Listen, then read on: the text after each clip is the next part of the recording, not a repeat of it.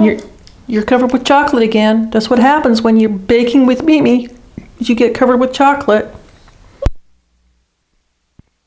Hi, welcome to my home. Welcome back to Baking with Mimi. Today it's all about New York, upstate New York, not New York City. I'm going to be making the famous Half Moon cookie from Hemstritz Bakery in Utica, New York. The recipe has been unchanged since 1920 when the cookie was first introduced. The Half Moon cookie from Utica is traditionally a cake-like chocolate cookie covered with buttercream frosting. There is another version that is probably more famous. It was mentioned several times on Seinfeld. That's called the black and white cookie. The black and white cookie is described as a shortbread cookie. I think it's not exactly a shortbread recipe. I think it's more a traditional sugar cookie recipe. And that is frosted in royal icing. So it's got that smooth, shiny, glossy finish that royal icing has. The website, which I'm going to link to below, this is Hemstritz website, and I'm also going to link to the Wikipedia article about the black and white cookie, where I found out about the Seinfeld reference. The Half Moon cookie from upstate New York in Utica has a buttercream frosting, and it's not smooth. You could smooth it out like a buttercream cake, but it's got a rougher texture, and I don't know if I'm pronouncing that right. It's Hemstrought, Hemstritz Bakery. Anyway, however way you pronounce it, here we go on the Half Moon cookie from Utica, New York. Let's get started. The cookie is put together like a cake batter, very similar to a cake. It is a cake batter. Right now I'm going to help the egg come up to room temperature by cracking it. Eggs come up to room temperature a lot better once they're out of the shell. The original recipe makes 2,400 cookies. We're not making 2,400 cookies today. The Hemstritz Bakery published the recipe online, and they published a recipe that was the right size for the home baker, and I'm going to cut that recipe in half. We're going to use 1 7/8 cups of flour, 3/8 of a teaspoon of baking powder, just 1 teaspoon, baking soda, 1/4 teaspoon of salt. Then we will whisk that together. It says 16 tablespoons of butter, so 8 tablespoons is a stick. So I'm using 1 stick of butter. 3/8 of a cup of cocoa, 1 1/8 cup of sugar. So first you cream the butter and the sugar. Let's do this. I'm going to throw the egg in to help it along. That's the next step anyway, is throwing the egg. That's much better. At least the cocoa's not flying all over the place. Scrape down the bowl. Now we're going to put in the vanilla. The recipe I got calls for 1 teaspoon of vanilla, so I'm going to put in 1/2 teaspoon of vanilla. The next step is to add the dry ingredients in 3 parts, alternating with the milk in 2 parts, beginning and ending with flour, which is pretty typical for an American cake recipe. So here's some flour, and I'm just going to throw in the milk to wet it down. I would imagine at the Hemstritz Bakery, if they're making batches of 2,400 cookies at a time, then they have super huge bowls and mixers that they're using. Okay, put in more flour and the rest of the milk.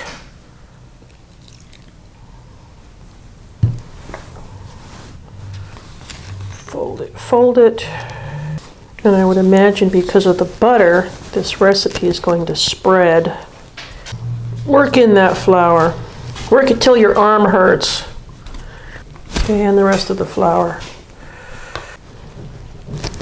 Okay.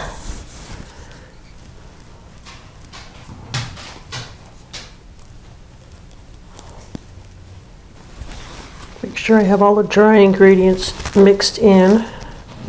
This looks good. And you're only supposed to put down 5 cookies per cookie sheet. So I guess they're going to be pretty big. Let's put it down. Get it into a pastry bag and I'll be right back. Let's see how this works.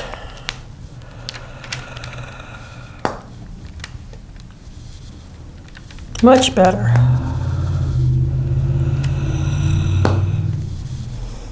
They're supposed to be fairly large rounds.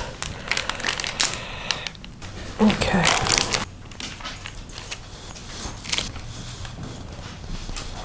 So there's the first tray.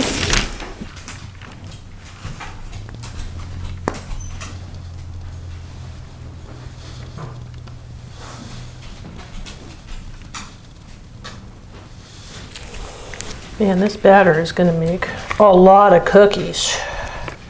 I'm glad I cut it in half.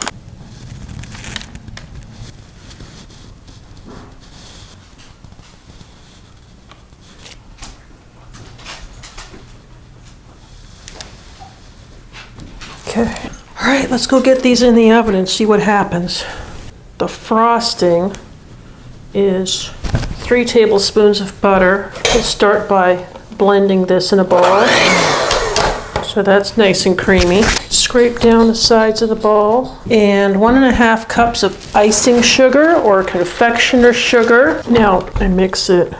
1/6 of a cup of milk. Mix that in.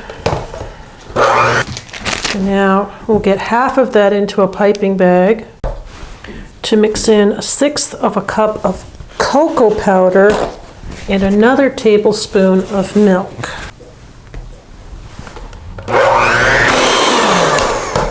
Good deal. Scrape down the bowl.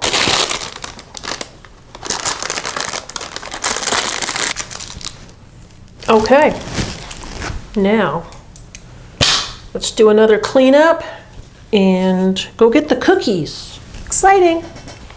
What I discovered about the recipe is that the icing, there's not enough icing in relation to the number of cookies that the recipe makes.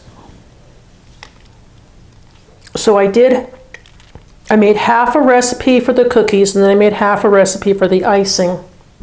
And I didn't have enough. I only had enough to frost about half the cookies.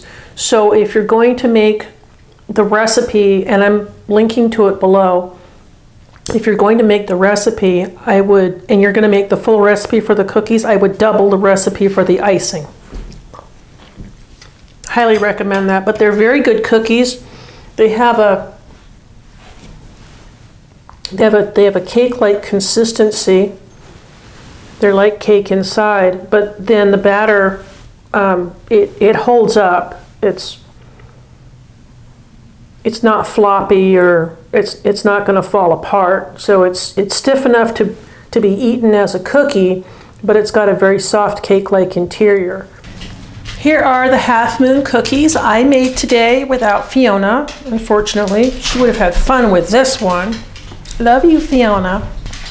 These are from the Hemstrit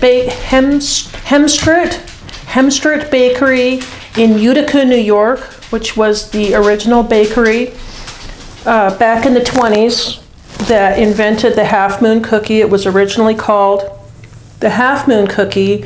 You can get cookies that are similar to this in New York City. They're closer to a sugar cookie or what's called a shortbread cookie, and they're frosted with royal icing, not buttercream frosting. These have buttercream frosting. They're a chocolate cookie. They're very delicious. They're very soft and cakey. It's just like eating a cupcake. It's delicious. Thank you for being here on Baking with Mimi. I'll see you next time.